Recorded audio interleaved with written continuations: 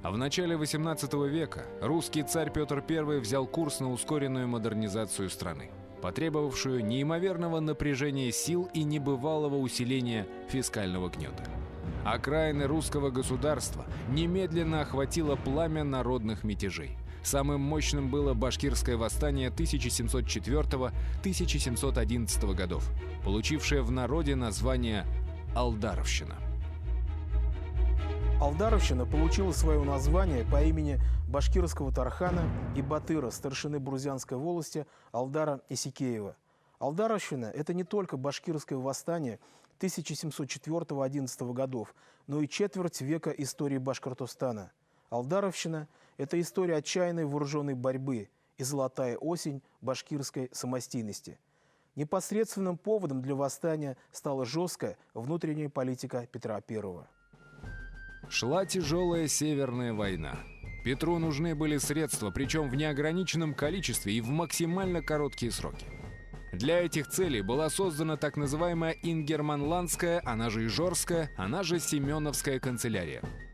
Создает особую организацию, вот эту Ингерманландскую канцелярию, во главе с Александром Даниловичем Меньшиковым, цель которого была собрать максимальные подати, в том числе с территории Уфимского уезда.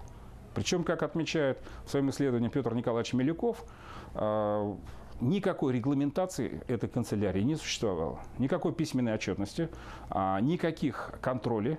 Петр обратился к Меньшикову, заявив: мне нужны деньги для продолжения Северной войны, и каким образом будут собираться средства, с кого они будут собираться, я оставляю на твоей совести. А совесть для Меньшикова было понятием отвлеченным. Светлейший, как известно, был отчаянным взяточником и вымогателем. Отдавая на откуп князю огромный Урало-Поволжский регион, Петр, что называется, отпускал козла в огород. Царь и в страшном сне не мог себе представить, чем это обернется для России. Объектом обложения могло быть все, что угодно, причем сами они, эти объекты, никак не фиксировались документально. То есть, по сути дела, речь шла просто о, скажем, вымогании средств местного населения по любым поводам. Для этого был создан специальный штат прибыльщиков, как известно, то есть людей в основном из торгово-промышленной среды, которые должны были просто выдумывать эти объекты обложения без какой-либо отчетности. Башкиры, верные своим обязательствам перед царем, исправно поставляли кавалерию на фронт и платили положенный ясак. Однако этого было мало. В октябре 1704 года в Уфу явились прибыльщики, и на так называемом «Песке», то есть на современном пляже напротив монумента Дружбы, зачитали башкирам их новые налоги. Там были разные налоги. Самый смешной из них – это налог на карие глаза.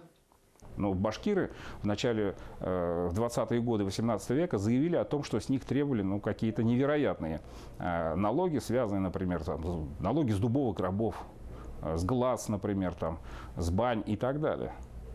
Однако прибыльщики явно недооценили своенравие башкир и переоценили степень собственной неприкосновенности. По прошествии многих лет во время следствия о причинах Алдаровщины казанские чиновники давали показания.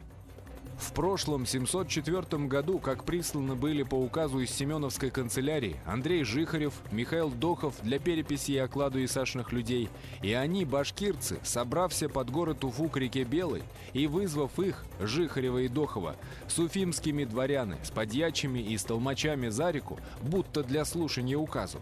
Били их плетьми и лошадьми топтали, и платья с них оборвали, и у подьячего, который наказ и грамоты чел, оной наказ и грамоты отбили. Но это была всего лишь экономическая или фискальная составляющая вопроса, так как была еще и другая. Башкиры являлись вольными подданными царя, а Башкирия была полунезависимой провинцией, которую с русским государством связывало некое подобие унии, то есть свободный союз, при сохранении за башкирами собственности на их землю или вотчинного права. Даже само башкирское подданство русскому царю не носило безусловного характера, а представляло собой вид срочного договора. Причем башкиры напрямую подчинялись только царю, минуя местную уфимскую или казанскую администрацию. На протяжении всего 17 века, каждые 20-30 лет от башкир всех 4 дорог направлялись посольства. Как правило, это было связано с наступлением либо нового правителя на престол, либо связано с какими-то крупными событиями. Так вот, эти посольства, они всякий раз, отправляясь в Москву, заключали соглашение, которое фактически восстанавливало все прежние положения, уточняя, вводя какие-то новые принципы. Действительно, подданство ведь регламентировалось только в рамках жизни одного поколения. То есть следующее поколение, следующий правитель фактически заключал новый договор. Понятие о вечном подданстве в 17 веке не существовало. И вот теперь Петр решил нарушить эту вековую традицию, действуя в духе европейской государственно-правовой традиции. Он решил унифицировать статус различных территорий многонационального русского государства, превратив их в стандартные губернии. Первым шагом на этом пути стало подчинение Уфимского уезда и башкир властям Казанской губернии. Можно сказать, основные мероприятия по переподчинению Уфимского уезда казанским властям произошли в 1704 году.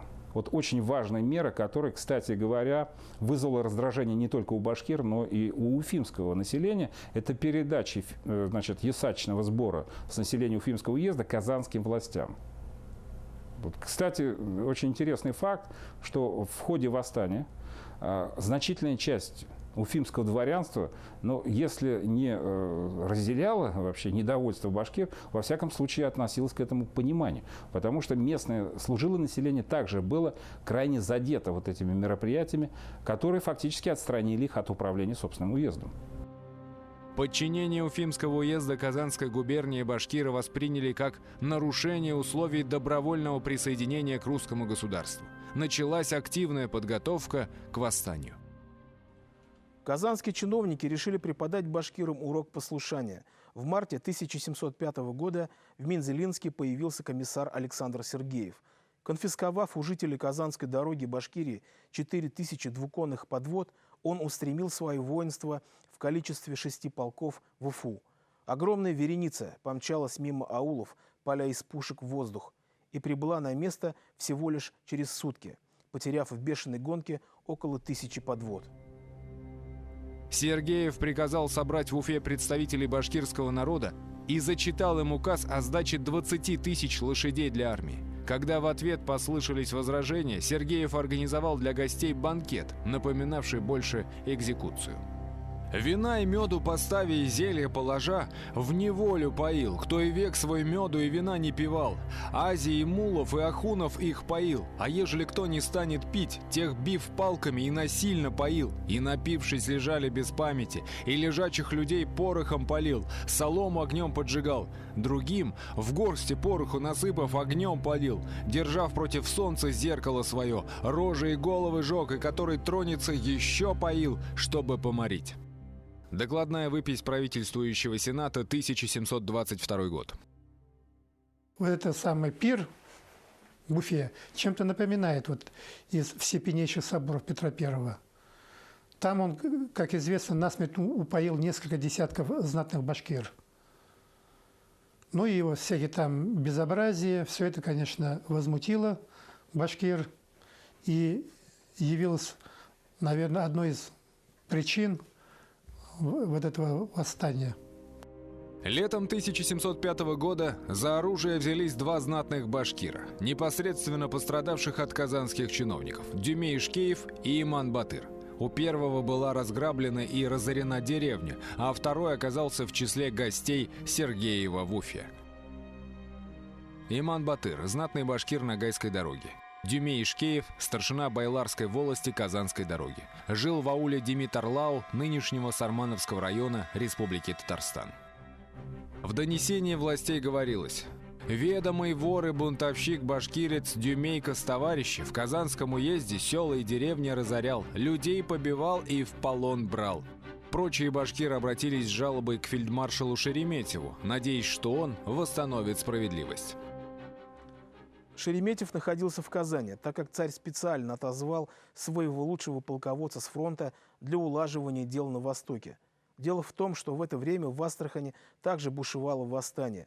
Башкиры, которые прибыли на встречу с фельдмаршалом в Казань, были участниками шведского похода и служили под его началом. Они рассказали своему бывшему командиру о чудовищных злоупотреблениях прибыльщиков и комиссара Сергеева. После переговоров Шереметьев отпустил арестованных Сергеевым башкир, объявил привезенный царский указ о снятии с них абсурдных налогов и удовлетворил их просьбу о назначении уфимским воеводой справедливого дворянина Александра Аничкова. Аргументацию своих действий он привел в письме к канцлеру Головкину. «Доношу вам, что надобит больше от башкирцев опасений иметь, нежели от астраханцев. Унимать их будет с трудом. Не надобит их слишком злобить. Полно нам покуда шведов». Разрядив обстановку, Шереметьев двинулся в Астрахань подавлять стрелецкий мятеж. Однако казанские власти, воспользовавшись отсутствием фельдмаршала, вновь принялись за старое. После ухода Шереметьева на подавление Астраханского восстания казанские власти, они отказываются от всех соглашений, которые были достигнуты между башкирами и Шереметьевым. Снова, значит, меняют власть в Уфе и пытаются, значит, установить новые методы правления в Башкортостане. Башкиры отправляют депутацию во главе с Дюмеем и Шкеевым в Москву. Однако там ее перехватывает казанский вице-губернатор Никита Кудрявцев, доставляет в Казань и после жестоких пыток подвергает казни.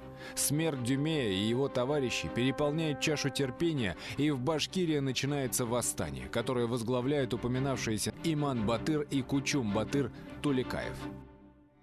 Кучум-Туликаев, башкирский старшина Тамьянской волости Батыр, проживал в долине реки Ик на Казанской дороге. Кучум или Кусюм, на самом деле, это один из, скажем, авторитетных руководителей башкирского восстания. До событий начала XVIII века он отмечен в документах как, кстати говоря, духовное лицо. Вот, есть, значит, ссылки на то, что он был абызом. Взятый в плен татарин Буляк Акбулатов с пытки показывал: за Уфой у Сидора Аристова был бой, и на тех боях Иманка Батыр и иные многие знатные башкирцы побиты, а Кусюмка Батыр ранен, а рядовых башкирцев побито много. Восстание терпело поражение, пока в дело не вмешался Алдар Исикеев. Он был потомственным тарханом рода Бурзян. Тарханами были его прадед Байбахты, дед Кадырбек и отец Исикей. Причем тарханское звание было даровано им еще ордынскими правителями, возможно, крымской династией, сидевшей в Казани, а возможно, сибирскими шейбанидами, считавшимися прямыми башкирскими ханами.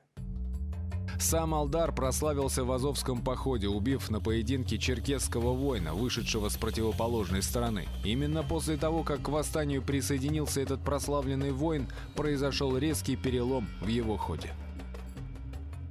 Он хотел консолидировать силы повстанцев, то есть соединиться, во-первых, с калмыками, с казахами, это родственные народы.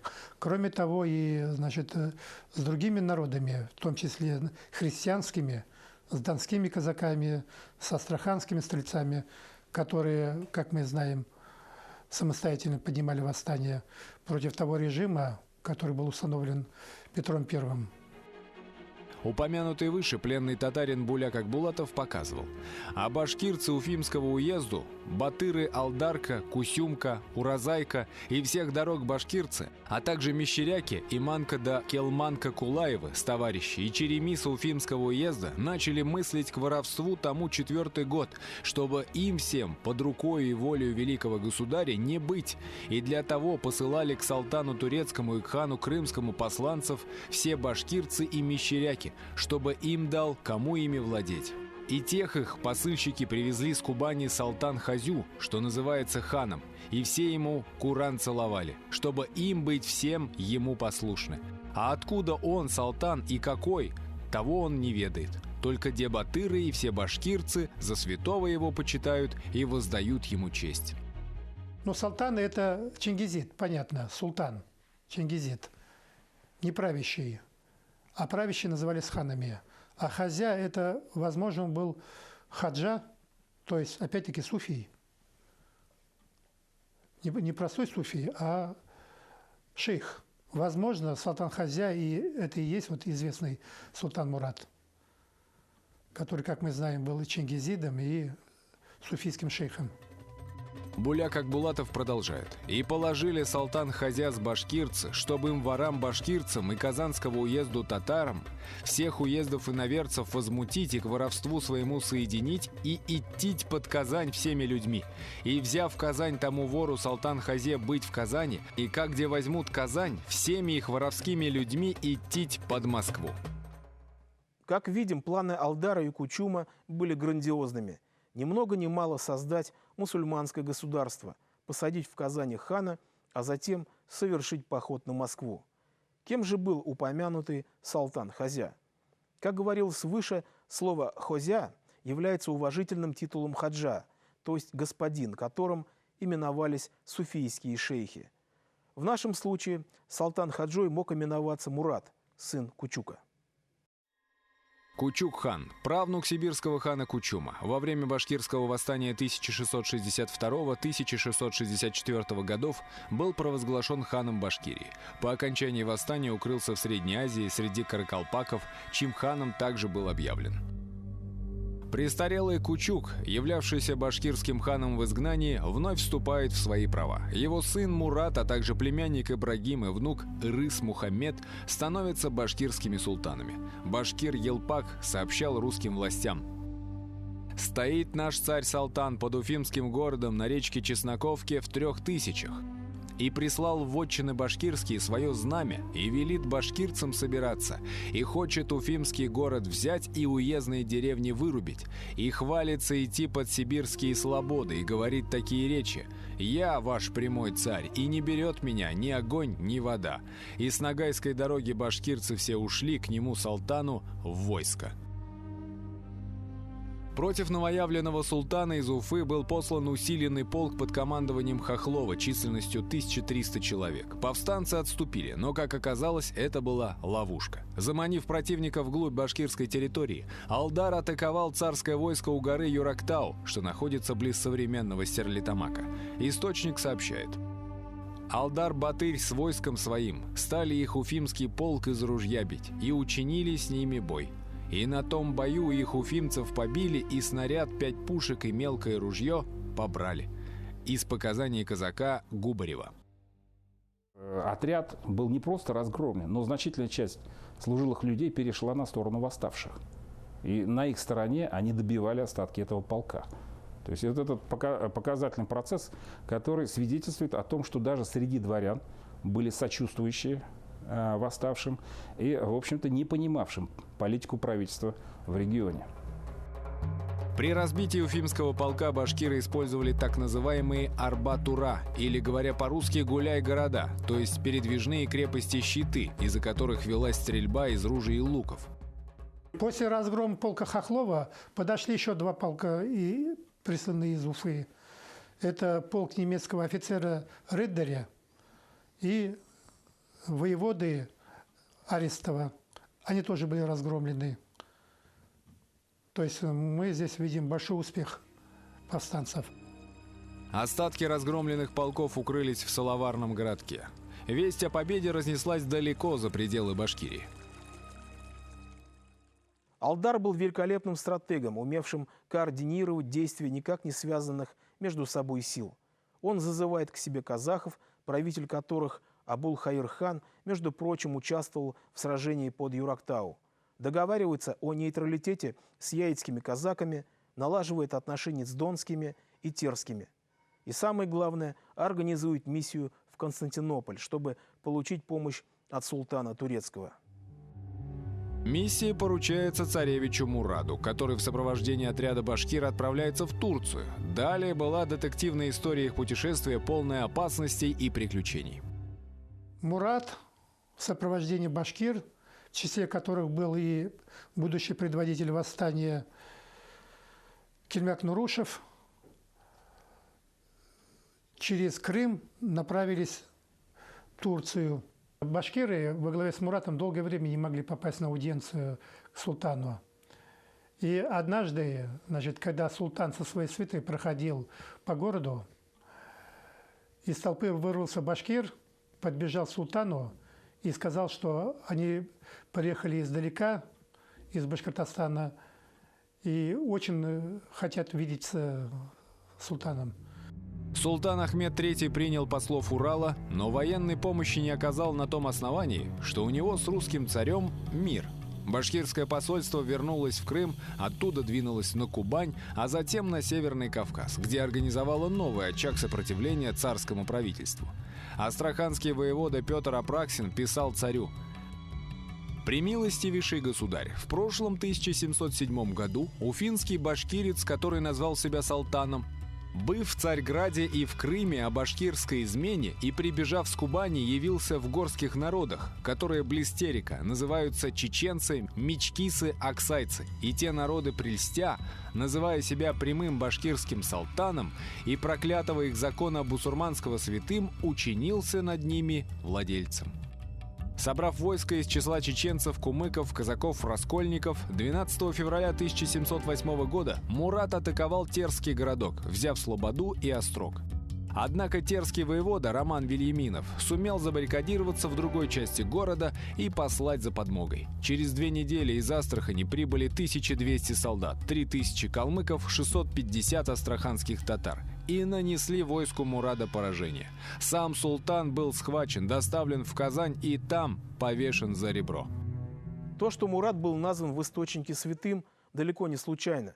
По всей видимости, башкирский султан был шейхом одного из суфийских братств-тарикатов. Именно поэтому он был признан горцами в качестве своего правителя. Имя Мурада сохранялось не только в памяти башкир, но также горских народов и даже донских казаков вплоть до XX века. Тем не менее, Кавказский театр военных действий не был основным в ходе алдаровщины. Более важным направлением было Казанское.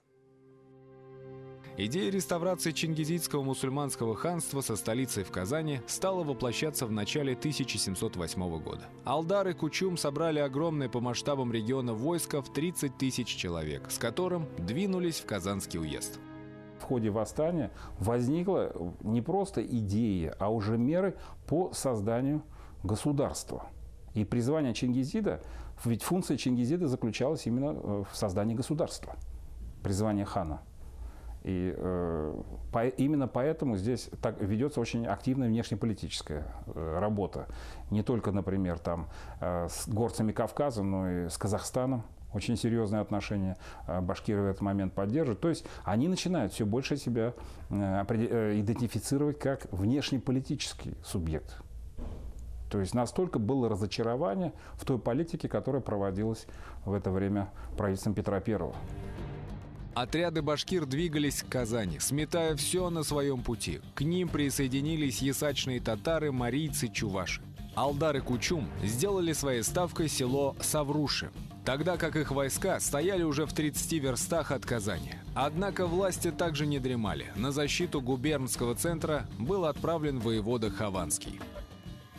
Петр Иванович Хованский по прозвищу Змей. 1648-1716 годы. Князь и боярин. Судья судного приказа, полковой воевода в Казани. Сосредоточив в своих руках около 10 тысяч солдат, драгун, дворян и служилых татар, Хованский перешел в наступление. После нескольких ожесточенных сражений, не принесших перевеса ни одной из сторон, башкиры были оттеснены на территорию Уфимского уезда. Хованский предпочел их не преследовать, а вступить с ними в переговоры на предмет принесения повинной. Башкиры установили связь с астраханскими стрельцами и с донскими казаками во главе с Кондратием Булавиным, о чем известно по многим источникам, в том числе по письмам самого Кондратия Булавина, где он Петру Первому пишет, что его союзником являются и башкиры. Английский посланник в России сэр Витворд извещал свое правительство. И он, Булавин, Божьей милостью, состоит в союзе с башкирами. По призыву башкир булавинцы во главе с атаманом Игнатом Некрасовым двинулись в Башкирию. Но под Саратовом были разбиты 10-тысячным калмыцким войском Аюка хана. Еще 10 тысяч калмыков по требованию правительства обрушились на Башкир-Казанской дороге. После этого запад Башкирии прекращает сопротивление. Кучум и другие вожди данного региона приносят повинную. Однако Алдар продолжает начатое движение. Упомянутый выше калмыцкий хан Аюка в 1710 году писал турецкому султану Ахмеду III. Племя штеков, все из которых мусульмане, до недавнего времени находилось под гнетом Москвы. В последнее время они находят себя весьма сильными, и один султан из племени штеков с некоторым количеством людей совершил поход на одну московскую крепость, известную как Терек. Эштек, Иштяк, Истяк или Астяк – тюркское наименование угорских народов, которым нагайцы, казахи и калмыки называли и башкир. Зимой прошлого года, когда река Итиль покрылась льдом и около 40 тысяч русских, находящихся в московском подданстве, направлялись в поход на иштеков, Аюка хан помог иштекам. Племя иштеков встретило названный русский отряд. Указанный отряд, обнаружив свою неспособность противостоять иштекам, укрепился на льду, посчитав, что иштеки не пойдут на лед. После этого иштеки взломали лед выше и ниже по течению реки, отчего русские вместе с лошадьми и обозом утонули. Восстание длится еще много лет. Правительству так и не удается подавить его вооруженной силой. В итоге царь восстанавливает прежние отношения с башкирами, подтверждает их особый статус и подчиняет их непосредственно Сенату. Правительство было вынуждено вернуться к прежней московской политике XVII века. То есть перейти, опять-таки, более-менее равноправным отношениям с башкирами. Все историки отмечают, что административные реформы Петра, в частности, касающиеся местного управления, они были наиболее неудачными. И наибольший, скажем так, провал эти местные реформы управления потерпели именно на территории Башкирии.